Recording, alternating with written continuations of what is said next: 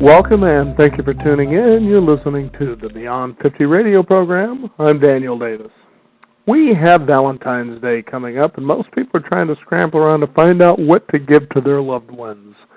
There'll be husbands and boyfriends scattering to find the last-minute reservation to take their girlfriends and wives out to dinner to basically tell them how much they love them and appreciate them, even though maybe the rest of the year they probably don't think too much about it out time, but when it's time to really think a little bit more heavier.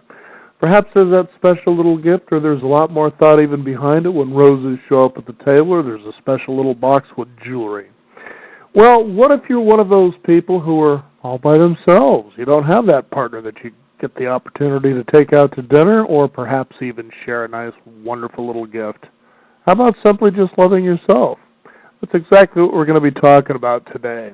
We're going to be talking with our special guest. He is author of the book, How to Love Yourself. I'd like to welcome to the Beyond 50 radio program today our guest, Mr. P.J. Ferguson. P.J., thank you for joining us here on the Beyond 50 radio program.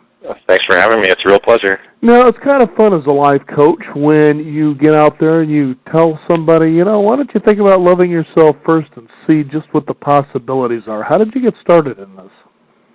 As far as the life coaching, I've really been doing it all my life, and my friends have always come to me and wanted an outside perspective, things that they've possibly never considered before. And it really energizes, makes me feel good to be able to do that. So I've taken that path so that I can help as many people as I possibly can. So I'm basically doing it full time. As far as writing this book, it really just hit me in an instant. And I was looking for how people were finding my website, and somebody had searched for the term deep, deep down, I love myself. And I just thought that was such a curious thing to search for. It was like, I just wondered, how many people are searching for I love myself? I was just curious, really. You'd think today's narcissistic society it'd be all over the place, right? well, the findings were really interesting. So there was, probably 700-800 people that were searching for that per month. And I just thought that was so interesting. And so I thought, well, what about the opposite? So I searched for I hate myself. How many people were searching for I hate myself a month? Wow. And the results were staggering. I mean, it was like 4,500 people a month were searching on Google, just I hate myself. And even more staggering to me,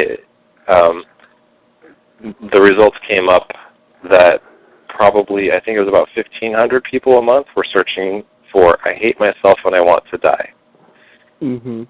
And that just really, it grabbed my heart. It just realizing that so many people were searching for I hate myself and searching online for an answer or something, and I hate myself, I want to die, it kind of broke my heart. So I thought, well, if there's so many people searching for that and feeling like they need some love, and really when they're searching for that they need love from themselves, then the message isn't out there enough. It's just not out there enough. So I wrote the book in about a week because the message just flowed. It needed to be out there. So that's how the book came about. Now, from your experience, PJ, if you could, tell us why somebody would query, behind the motivation to hate themselves, why they would have a question like that in the first place. Because I think a lot of people, we're surrounded by that message that we're not good enough. Oh, okay, that makes sense. There's something wrong with us, And I think that we grow up with that feeling somewhere inside as kids that we're just not good enough. And, over years that builds. And so, as we continue to, we make associations as beings. Our brain loves to put together associations. And so every time something happens that might solidify that message, that we're not good enough, we just kind of like creating a stack of rocks. We toss another rock onto that pile of, not good enough. There's some more evidence, not good enough. There's another rock. Pile's getting bigger. Look how big that pile is. I'm just not good enough, and I'm not worth loving, even from myself. So. Yeah, and it's interesting too because for those new agers out there who are really enjoying the ideal of the science of physics, as far as manifesting goes, they realize that manifesting goes both ways. It goes for the good and what could be judged or perceived as the bad. For instance, as you were saying, I am worthless. If you have a belief like that within sight of yourself, you're going to see plenty of evidence outside that will support that. And also, on the other side, if you're worth loving, if you're a lovable person, you'll find the same thing too. So the choice is, which one do you think is going to make you happier? Well, and it really is a choice.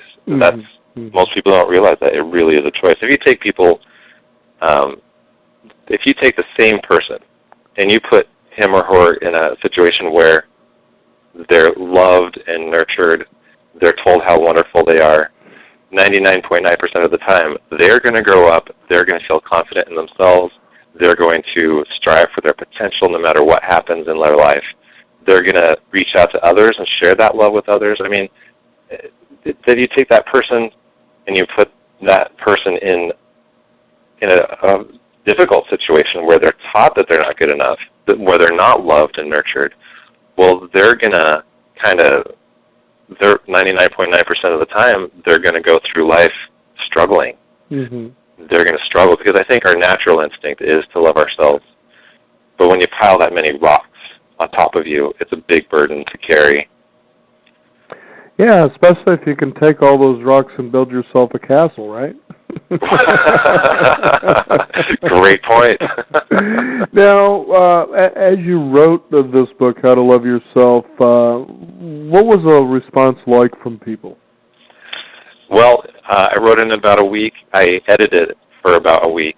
And during that time, I told people what I was doing. And without fail, everyone wanted to read it. Oh, okay. It just, without fail. And people that had surprised me, because you go through your life and you think, oh, they've got it pretty well together. They know what they're doing. And yet, I think everyone has a little bit of something they're holding back from themselves. Mm-hmm. That gift of love that they're probably not giving to themselves. That little lingering doubt. And so it's been just overwhelming, the response. I think what's interesting, too, PJ, is that a lot of people, don't see the reality that you come into this world from love. It depends on probably how some people may look at that. But the fact is that's true. You're created through love, as we're always told. And, when you can see it from that perspective and you start to pile these rocks, as you were talking about, that I hate myself, I'm not worthy, there's all these little self-judgments that we have. For some reason, for some of us, maybe even make us feel better, doing that self-loathing on our own. But there's a separation that's happening here. And, from your perspective, have you seen what causes people to have this separation? I mean, there's probably some obvious ones, but maybe some not-so-obvious ones that you've seen or experienced. As far as the separation of love, that's a really difficult question. Because as far as people, you'll find people from every walk of life who has that separation. You'll find people who are rich and have tons of money, and you think they're on top of the world, and yet they're still not happy. They keep buying things. People looking outside of themselves. I guess that would probably be the distinction. Mm-hmm. Is that people who look outside of themselves for happiness are not going to find it. They're going to keep on getting this negative reflection back because, like you said, the law of attraction, what you put out is what comes back to you. But it's also how you interpret what's coming back to you. Oh, okay. You could be interpreting that I'm not good enough, but maybe the real message is that you just don't love yourself enough and that it's your turn to love yourself. So now the people on the opposite side, the people who are connected and are loving themselves and others, who it seems to flow for, those are people who look within and they're not afraid to see what's within themselves. They're not afraid of the picture. When we're looking in the mirror, we're afraid of what we're going to see. Mm-hmm. But when we look within, all there is beauty. And it's just our turn to see that. couldn't agree with you more. I like the one quote that you have in your book from Sally Field. It took me a long time not to judge myself through someone else's eyes. Now, isn't it interesting how we think, how often other people are thinking about us? Oh, absolutely. I just caught myself this morning thinking about what somebody else thought about me, and it's really obvious. The feeling that you have is anxiety or fear or sadness, and you just catch yourself in that, and it's like I just love that quote too, because here's a woman who is on top of the world. She has everything, and yet she went through the same struggle that a lot of us do. I think it's interesting too, PJ, is just recently I was doing a segment with a woman who has basically, it's called dating therapy is what it is, and it's a list of questions, and she basically gets people to do some digs and to do a little self-discovery before they go out on the dating path, which some of us have found can be very enjoyable and others can be very disastrous. But one of the things I brought up is just recently as I was thumbing through the television channels is I've noticed The Bachelor is still on television.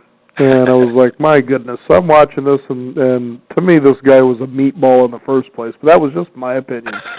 And he's got 6 or 8 of these women that basically all look like the same woman to me. I don't know who picks these people. And they're all just falling all over themselves to get this meatball to get into the spaghetti sauce, I guess you want to call it. And she says, even furthermore, when you take a look at that, whether it's The Bachelor or The Bachelorette, the thing that's sad is that these programs have been running like 7, 8, or 9 years, that society is supporting this nonsense. And you think to yourself, why? What is it that, maybe I'm not seeing here that would continue a society to want to, have a program like that on television in the first place? Well, I think that goes into a much, much deeper question, to which I'll just say that I do believe that there are forces out there who will use the power of fear to get what they want. If they can collect the masses together using fear, then we will give up our peace, we'll give up our joy, we'll give up our love.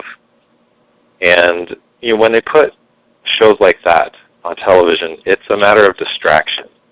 Sure. And when we're distracted, we're not focused on the things that really matter in life. And sure, it's great. We need to be entertained every once in a while. We need to unplug and unwind. But to me, that doesn't mean plugging into other people's fake lives. Shows like that are so fabricated to make us think, oh, I just love that dress. Or, what's he wearing? Where did he get those shoes? And, that's just, it's kind of it's a matter of distraction and dividing our powers and our energy, both as individuals and collectively. And I just have to say this is why I step out and do the things that I do, because I want to be a force for love and for peace. And I feel like the more that I can help people create that in their lives, in their individual lives, the more that we're going to see that in the world. That if anybody watched the Super Bowl, I saw the show, and at the end it said world peace.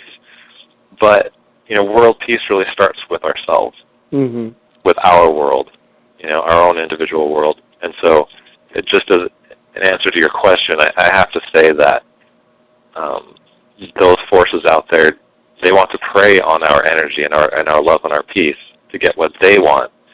But I think what we as individuals really want is that love and peace.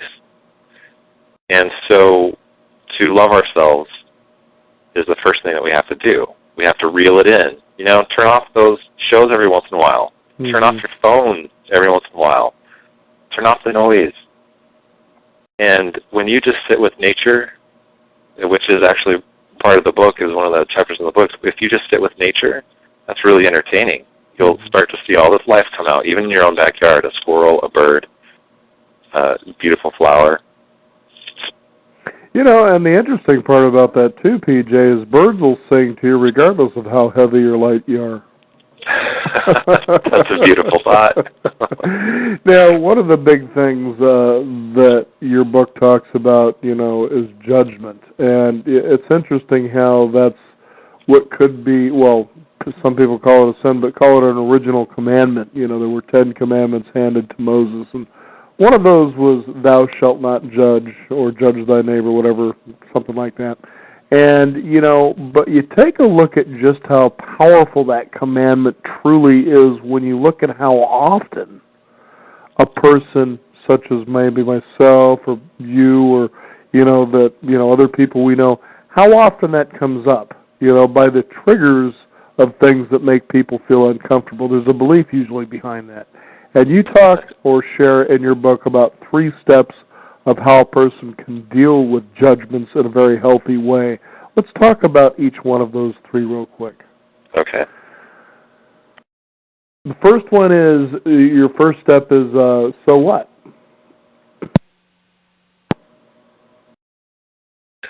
Okay, so when you're... Did I catch you off guard here? No, yes, there's just so much. Right. So when you're judging yourself, I kind of wanted to start. I was wondering whether I should say this at the beginning or the end. I'll say it at the beginning. When you're judging yourself or others, excuse me, it's really an instinct to protect yourself.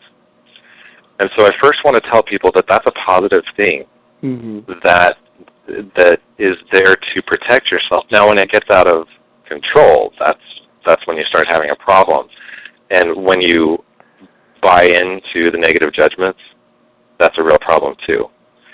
So the so what is, well, I've got this negative judgment about I'm too skinny, I'm too fat, no one will ever love me, my eyes are the wrong color. Well, so what? So what? What does that really matter? Ask yourself, really ask yourself, what does that really matter? So what if I look the way I do? Beauty is in the eye of the beholder. And beauty is there. I'm going to tell you right now, beauty is everywhere. Everywhere. It's your choice to see it. So what? Just throw your hands up and say, so what? That little voice is saying I'm not good enough. So what? Thank you for your opinion. So what? Just let it go. No matter what you think of yourself, you deserve to be loved. And your second step is, I am beautiful. And I was just thinking, a flashing thought came across my mind that regardless of what you look like or how you dress, if you really think about the body's intricate systems, whether you're thinking about your hormonal system, muscular system, respiratory system, digestive system, even your brain itself, and how all these things function, for you to think that way about yourself, that's pretty remarkable. Very remarkable. I mean, who came up with that? Exactly. And the one that I really like the most about it is, do something about it. Okay? Well, if I could mention something about the I'm beautiful, I want listeners here to realize that you're more than just your body. You're more than just your mind or what you think about yourself. We're actually all part of something great, which is the whole of the universe. If you really get down to the nitty-gritty, we're all connected, and we're all the same thing. You look out at those stars, you see those beautiful pictures of universes out there and nebulas, and you just think how amazing and gorgeous it is. You look out at nature and the mountains and the trees and the rivers and the oceans. I've just spent 2 months on the ocean, and it's amazing. You're part of that. I want everyone listening to remember that you're part of that. And if you're ever having doubts about yourself as an individual and your individual experience, you're not just that individual. You're all of it. And so remember that's beautiful and you're part of it. So I keep remembering a quote that I can never remember who it comes from. It was something I had heard on a tape, and the speaker was saying, now just imagine in billions and billions of years of evolution, of creation, that nobody can screw up quite like you can. when I heard that, I thought, hey, that's perfection right there. But you brought something up that I thought was very unique as well, and that is people take a look, for instance, at failure, and they give you the reasons why they can't do something. You simply said, well, prove it. And I thought, that's an interesting way to look at things, that if somebody, well, I can't do that, well, prove it. It's true. Now, let's talk about making the healthy choices that'll move us better into loving ourselves. Well, healthy choices really has to do with a little bit of that separation you were talking about, where we know what's best for us, and yet we know what we want. And sometimes we have that little struggle that goes on that says, well, I know I shouldn't eat that ice cream, but I want to, so you do it anyway. And making healthy choices is really about being the adult in your own life, taking the accountability of your own choices, your responsibility for your life. If you feel a certain way, take responsibility for it. And making healthy choices is something where you get to be the adult and say, well, I want to do this, which might not be a very loving choice for myself. It might just be perpetuating all the negative things that are going on in my life and make things worse. But even on the intellectual level of loving myself and making healthy choices, I'm going to do this instead. I myself, I'm a night owl. I love to stay up late. I'm that little kid who still wants to, do I have to? I want to stay up and watch that TV show. I want to stay up and read that book. But, even a simple example like that, I know I need my sleep, or I'm a grouchy little boy. And so, I'll take that initiative to say, well, why don't you take the first step towards going to bed? Why don't you start this process of winding down? And you can apply this in all your life, the people that you hang out with, the job that you have, what you do with your activities, whether that's exercising or just sitting there. And you just take that initiative to make the healthy choices in your life, and that's a step of loving yourself. If there's nothing else you can do, make some healthy choices. I was just hearing, it was probably within the last month, and I was pretty astounded when I heard this figure, that about $12 billion a year is spent on health spa memberships. Wow. Now, just imagine, that's a lot of money right there. So out there, are a lot of people that have a desire and a motivation toward, getting better, being fit. It said close to 85% of those memberships go unused. Wow. Now, that's a lot of money, and we think the banks are sticking it to people. Look at health spas. They're just sitting back saying, we count on people to spend money, and not use us. But I remember years ago, as I was a health club member, there was the owner, and it was enjoyable to talk with him from time to time, real down-to-earth, personable individual, and he says, all you have to do to be successful with a health club membership is just show up. Even if you do nothing, just get in the habit of showing up. And I thought, the reason that I loved showing up, one of the things that really motivated me toward the health club is they had a heck of a hot tub, they had a steam room and a sauna next to each other. And that's what I enjoyed going down there for. Yeah. And because of that, it got me to go down there, because it was a kind of a nice way to freshen my day. But then you start getting to a point, while I'm down here, why don't I hit the treadmill or the exercise bike for 5 or 10 minutes? That's all I got to do. Then I get to jump into things that I love to do. And I think that if health spas, if a person really chose, what the real incentive is to use or want to do something, to get them just to show up. And I know that's one of the big things that you talk about in your book is, not just putting your own needs first, but in just simply showing up for the game. If you can find that one thing that would guarantee at least 85% of the time that you would show up, that the rest of it becomes a lot easier. What are your thoughts on that? Well, as part of my coaching, I shared 12 steps of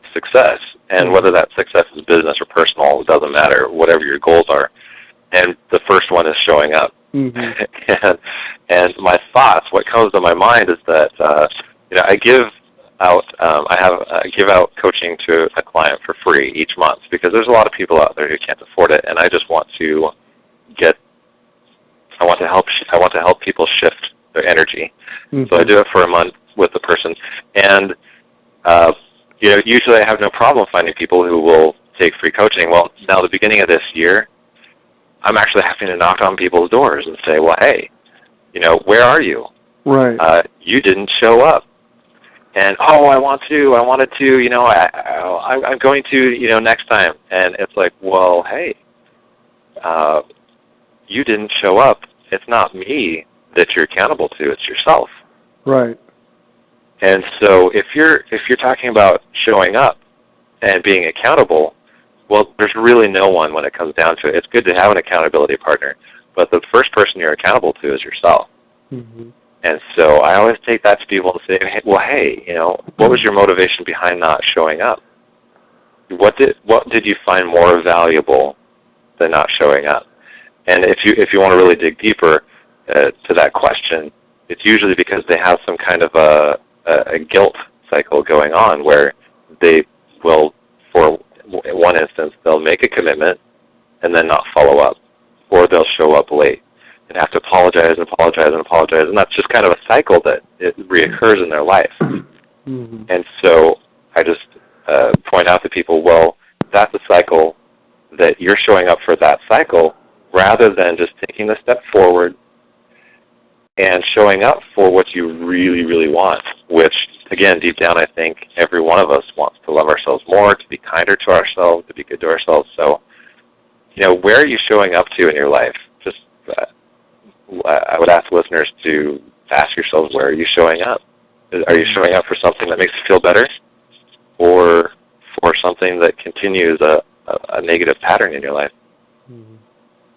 I remember even telling a high school student this, and it was one of the most interesting things I had ever seen, and that is this student literally in their first year of high school was sort of flunking out. And everybody was getting down on this kid, and I was the only one who seemed to see the positive side of it. And I told him this. I said, I want you to take a look at something. You managed to show up for school all but 15 days in a school year. All but 15. You didn't like school. You didn't have any friends. You didn't do any of the work, but you managed to show up all but 15 days in a school year. What is there, like at least, 150, 200 days in a school year, something like that. You managed to go to something you didn't like to do all but 15 days. Now, I said, no, I don't suggest that in the world of work that in a year's time that you try to miss 15 days of work, but still, considering, that's very remarkable. Now, what would happen if you would just simply show up and try to do something that you like to do, and then take the next step and get another big win?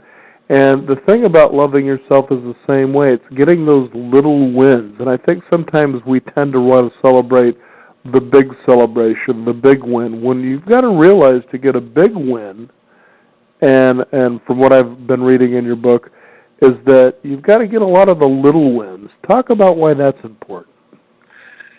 Well, because you can, that's kind of a concept that I think of between the difference between here and there. Right. Right now you're here, and we usually have this place of, well, I'll be happy when I get there. I'll be satisfied when I get there. When I get there, life will be good.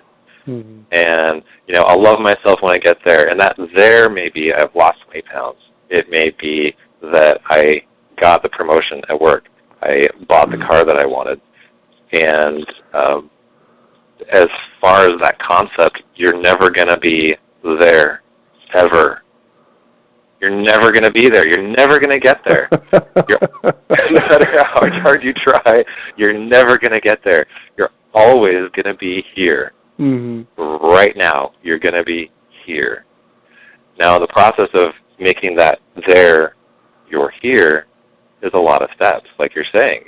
Like, you just have to keep on taking the little steps. And that win, the win for you was when you went to the gym. Right. You showed up there. That was a little win for you. And, to add to the win, make things even better, you started doing a little bit of cardio. Mm-hmm. And I bet that made you feel great. I don't know, but I bet that made you feel great. Well, it did, because you feel a sense that you've actually done something. And that's the first step, is that you've got to celebrate the little win. And, again, the win was already automatic where, I'd show up and I'd jump in the hot tub.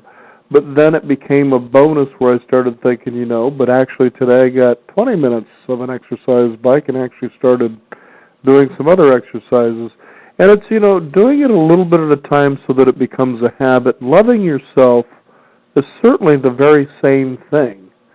So it seems that what I've been hearing from you today and what we've been sharing with the listeners is, when it comes to loving yourself, catch that moment that you catch a judgment about yourself, especially a negative one, that, gee whiz, I'm, overweight or whatever it may be, and say, but what do I like about myself?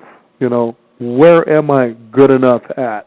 And that's really a very nice start, because, again, what you focus on is what's going to become real, outside of yourself. And I know as a life coach that you've shared that quite a bit, I'm sure, with people that you've worked with. Well, that's made me think of a lot of things. Which one to zero in on? Now, as far as the little wins, I think the thing that really came to mind was that when you're judging yourself and you have those thoughts, you really have the power to say, well, thank you very much. That's one thought. Thank you for trying to help me. Mm-hmm. But it's really not that productive. And I really put myself out there to find the people who are seekers of truth and seekers of peace and seekers of love. And I think that we're all seeking for those things. And granted, we find those things within ourselves, but when I'm coaching people, it's really about asking the right questions. And when you ask the right questions, it causes people to seek. I think people who are listening are probably seeking. And what I want for people is to find that love within themselves. I want for them to notice those judgments that come up and set them aside and say, that's one perspective, but that's all it is. I can buy into it, or I cannot. And I want people to seek for the truth in themselves, because that's where they're going to find it. That's where you're going to find your love. Mm-hmm. If you began the show by saying, for those of you who may not have a Valentine, well, I've never had a Valentine. Personally, we call it bad timing, but I've never had someone that I could be a Valentine. Well, I had one where it was just a friend. Right. And both of us had no Valentine, and we said, hey, let's go to dinner. Let's just go enjoy Valentine's Day together. And so, honestly, I think I can say the things in this book are true because I've experienced them myself. This is really just my personal experience, and by seeking, by showing up, by asking myself the right questions, these are the answers that I have found so far. Mm-hmm. I remember, PJ, it's interesting when you say you had one particular Valentine who was a friend, but you really haven't had one in timing. And many years ago, as I was a bartender, it was a Sunday morning, early afternoon that I was working, and there was this woman came in, sat down, and she was just kind of hanging out by herself, reading the paper. And, it was very attractive, but what was really more fun is that I could feel and see the energy of her. Basically said, I really enjoyed just kind of hanging out with myself today. You could just see it. She was looking through the paper and all that, and it was just really neat to see that. And so I dug around everywhere that I could to find something that I could make a Valentine card, because it was Valentine's Day. Uh-huh. And I thought, what the heck? I'm going to go ahead and I'm going to send this over to her, and I did. And, you could just see she was really delighted by the whole thing, and then she left. She came back, actually went out, and found, a sort of a Valentine card, which I still have today. We just became friends after that. But, the thing is if you don't have a specific Valentine, maybe there's an opportunity out there somewhere that you could go and just simply do something like that, that you extend out beyond yourself And it's really quite interesting, again, what my experience was you just didn't expect, a friendship to develop out of that, but, you just don't know what you do when you just simply say yes to life. Absolutely. Well, saying yes is a way to show up. Now, PJ, if you could, what is your website? Now, my life coaching website is thesupreme.me. And there's no .com, it's just .me at the end. And for the book, it's howtoloveyourself.me. PJ, I'd like to thank you for joining us here on the Beyond 50 radio program. It's a pleasure to get people to learn how they can start loving themselves starting now, starting today. Oh, absolutely. It's been my pleasure. Thanks for having me. Thank you again. We also want to thank you, the listeners out there, for tuning in. Be sure if you celebrate Valentine's Day and maybe there isn't somebody to give something to, give it to yourself. We also encourage you to visit us at our website, which is beyond50radio.com. That is the number 50. Sign up for our free weekly e-newsletter. We'll also have an archive of this show on our blog, so that way you can listen to it at your convenience and share it with others. I'm Daniel Davis. Thank you for tuning in. This is the Beyond 50 radio program, and remember, live your day past halfway.